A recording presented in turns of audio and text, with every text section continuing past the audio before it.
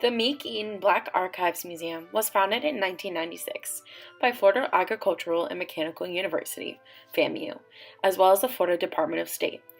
This Tallahassee hidden beauty is located on FAMU's campus, which is also known as the Rattlers because of the abundance of snakes that roamed the land prior to FAMU building on it.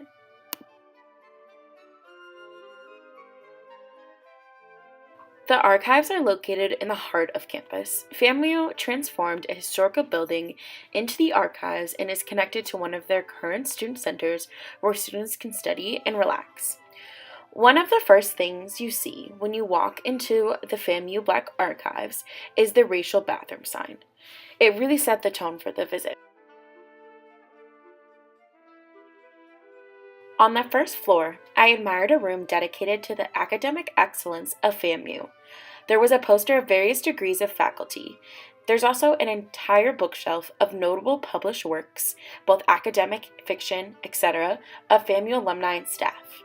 However, my favorite part of this room was the Women's Academic Excellence piece.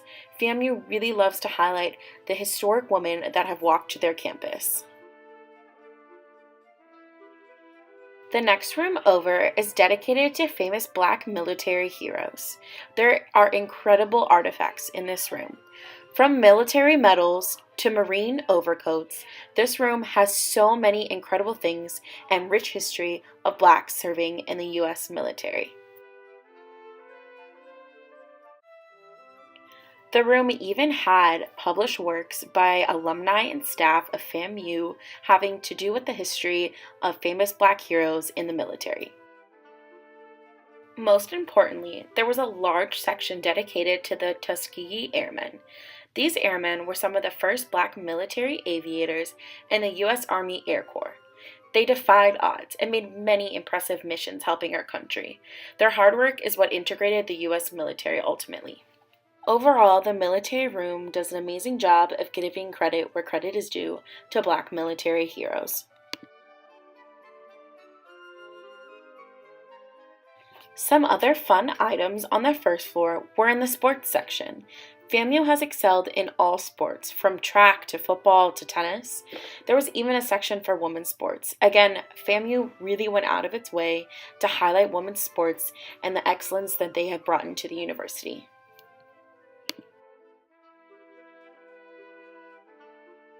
Another really cool piece was all the original boxes of Wheaties featuring extremely famous Black athletes such as Bill Russell, Tiger Woods, and even Michael Jordan. The music section was another fun item on the floor that I took a liking to. There was a donated record player right here from a family in Tallahassee, and figures of famous Black musicians such as Louis Armstrong and James Brown, and in that case, there was also a really old vintage record player, even older than the one you just saw. My personal favorite part of the whole entire collection was the Marching 100 section. It showcased FAMU's famous 100-person band that has been awarded some of the highest honors for a marching band. The Marching 100 has been around the world representing FAMU. They even performed with Kanye West at a music video awards show. In 2018, the Marching 100 made history. They accepted their first female drum major, the first ever in FAMU's history. Perhaps one of the most impactful sections was upstairs, titled the KKK Collection, and that stands for Comic, Coons, and Clans. It was heartbreaking. It shows originally how blatantly racist artifacts were from America's past. Employee and first-year student at FAMU, Janaya, told me it's her favorite part of the collection. Why do you like the Jim Crow one? Oh, I like the Jim Crow one because every time I give a tour, it never fails. I like to inform others because every time I give a tour, it's like someone didn't know what happened or, things that go on in there. And it's always something new you learn every day. So me being a tour guide and me giving my tours, I always learn something too based on who I give my tour to. Nice.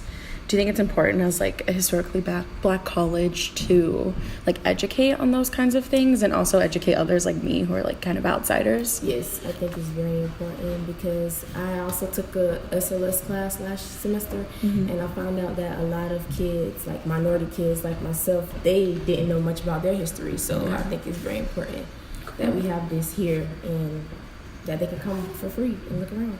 Nice. This case with all the mammy material was one of my favorites in the KKK collection because it's one of the tropes that I just wasn't aware of growing up, that we really like motherize this black mom-like character and we completely dehumanize her. One of Jania's other favorites was the African Americans in medicine and science portion. They had some really cool old equipment that was used by black doctors and black scientists. It also really highlighted that blacks were some of the first people to make groundbreaking discoveries in medicine, and it hasn't always been told like that in history. So if you could tell like FSU students like why they should come here and educate themselves, like what would you say? I would say, well, I would tell them, well, you learn something new every day. It might be something here that they don't know about and they might like to know about. So I would say FSU students should come over here. And I think that we should like bridge the gap anyway, FAMU and FSU students. So I think this is something that they should come see and check out. And they might enjoy it. I hope they enjoy it. Yeah. But